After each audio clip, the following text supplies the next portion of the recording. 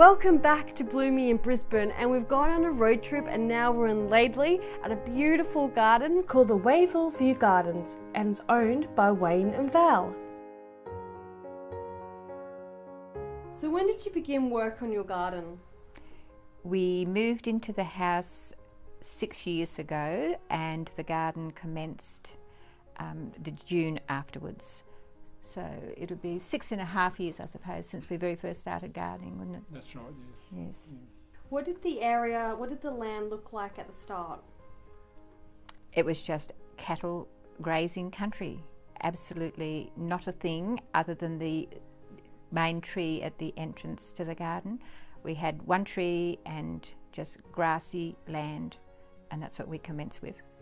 What made you want to have a beautiful garden? Why did you get into gardening? Well, we've always enjoyed gardening, but we never ever had the time when we were farming to garden. So we thought, well, once we retire, we can... We needed something to do and an enjoyable pastime. That's right. Yes, something we both love doing. So when you said you're farming, what were you farming?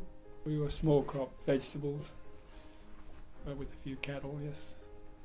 Intensive cropping, cauliflowers, broccoli, onions, tomatoes, all those very hands-on jobs. Oh, yeah. So where did you begin with the garden? We went with the cut and fill from the house block and having the house built, and we then decided to put a paved area out from the entrance, front door entrance, and a staircase. And as the garden was going to be quite large and we decided to garden right down to the fence line of the Blenheim State School, we thought we couldn't do anything on a small scale within the stairs because it just wouldn't look right. So that's how we came up with the stairs and then the paved statue feature at the bottom, and just went from there, just around the cut and fill with retaining walls. And then as the land dropped away, we then put in the 3 terraces and put retaining walls on the bottom of those so that we could sort of catch runoff water into the gardens above. And that's basically where we started, and from there it just was a bit like the house Jack built, it just grew. As your garden's evolved, has there been a plan? No, I can't say we started with a plan at all. We just felt that standing at the house side looking over the garden, we needed, once we put the arbour in going down to the bridge at the gateway, we then decided that we needed height on the opposite side, so therein came the gazebo and so forth. As we went round, we felt it needed height, so we put in the other little relaxation building along the side until we went further round where we wanted to put in the big poly arbour to close off that side viewing to the vegetable and the orchard which we had planned for the backyard of the garden. The pond is the start of our extension on the western side of our garden. Fences have came down, as they do in most gardens, I think, over the years. And because this is the area where most of the water off the garden drains through, we decided to put in a pond. And on that pond then Wayne built a broadwalk, and the timber off the broadwalk is actually the gates of an old pigsty that used to be on this property. How have you chosen the plants in your beautiful garden? We have a very close friend who has given us a lot of plants, so we have, cuttings and plants from other people's garden. When we sort of decided to do the hedges, we had in mind what we wanted to plant there. So we deliberately chose plants for hedging, with your box, and then to get the brighter yellows, we went with the Sheena Gold, and we pruned them down to where we want to keep them within the garden. But other than that, we sort of tried to choose plants in the terraces that were going to keep the eye view of the surrounding hillside, knowing that along the school fence we would lose the views there. So that's where we sort of chose to put in taller trees and kept our terraces at lower level of shrubs to go blend into the taller trees in the background. So tell me about this beautiful specimen here. Well, we decided that we had too much lawn in this area, Nicole, so we put in 2 round garden beds and planted in the centre a standard grevillea, which this variety here is Royal Mantle, and it's planted on silky oaks. So the benefit of it all is that the silky oaks grow anywhere, and we get this beautiful ground cover, which has grown to this stage in 5 years, and we constantly have to prune underneath or it would be growing on the ground by now. How do you prepare the soil out here? What's your soil like? The soil is not real great. It's we have a clay subsoil with sandstone very close to the surface, so we don't have a lot of soil, so it's a matter of preparing and adding some soil to and compost and Trying to build. to get better and drainage as well. So how often do you spend in your garden? Wayne, being an ex-farmer, is outside always. He just wanders around the garden doing things constantly. I think we both enjoy being out there. So if it's you're not tied to it, but when lawns need to be mowed, you do it. If things need to be weeded, it's probably busier in the garden coming up to spring when we plant up all of our annuals. For carnivals. Yes, it's a busier time and maintenance from there. But once that's over, it's only just a matter of pruning when plants need to be pruned and just maintaining. It's not really constant. But as I say, Wayne, he just potters all day. We get ideas to shift the fence and create newer areas. It sort of creates more work. Yes, and that's enjoyable. It's very enjoyable. Yes.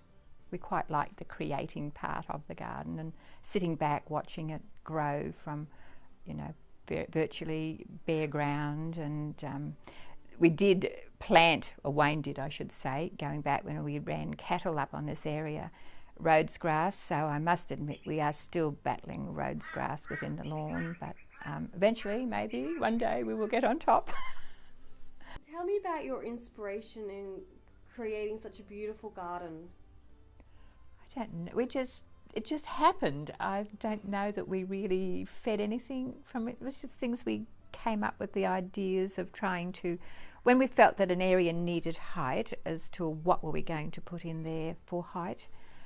I probably did look through books a little bit, but on the whole, Wayne's quite creative, and if I say something needs height, he's very good at coming up with like our slab huts at the back, which we adore, and just trying to bring different features in that we haven't duplicated elsewhere.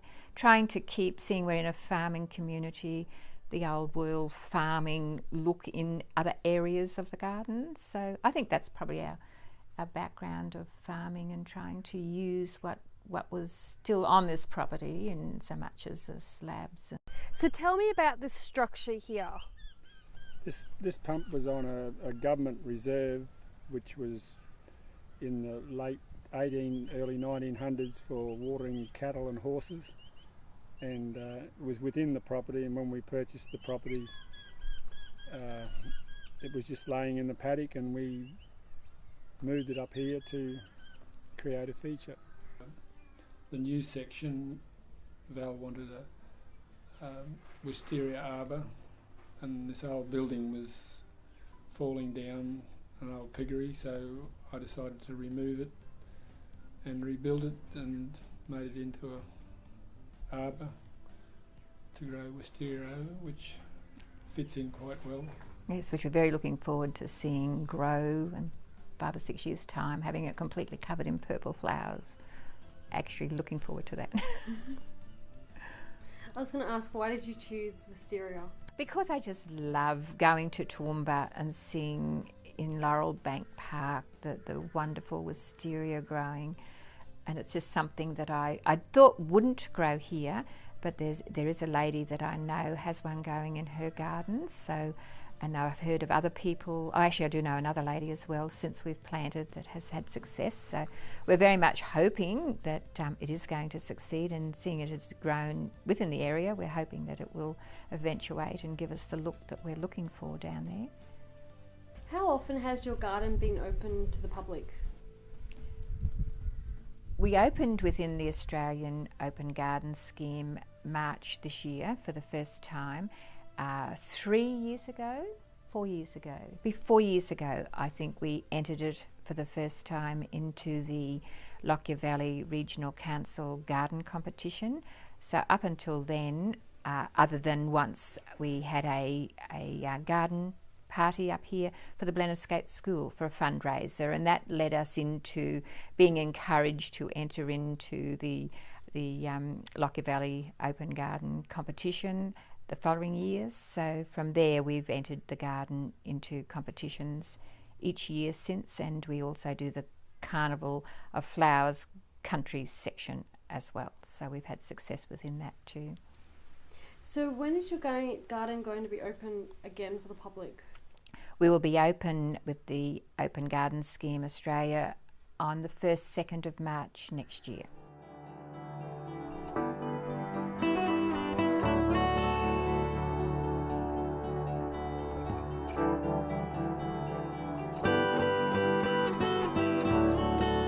Thank you so much for joining us this evening on Bloomy in Brisbane, and thanks to Wayne and Val for letting us pop on by. Join us next week on Bloomy in Brisbane as we go to Ormo and visit a recently discovered tree.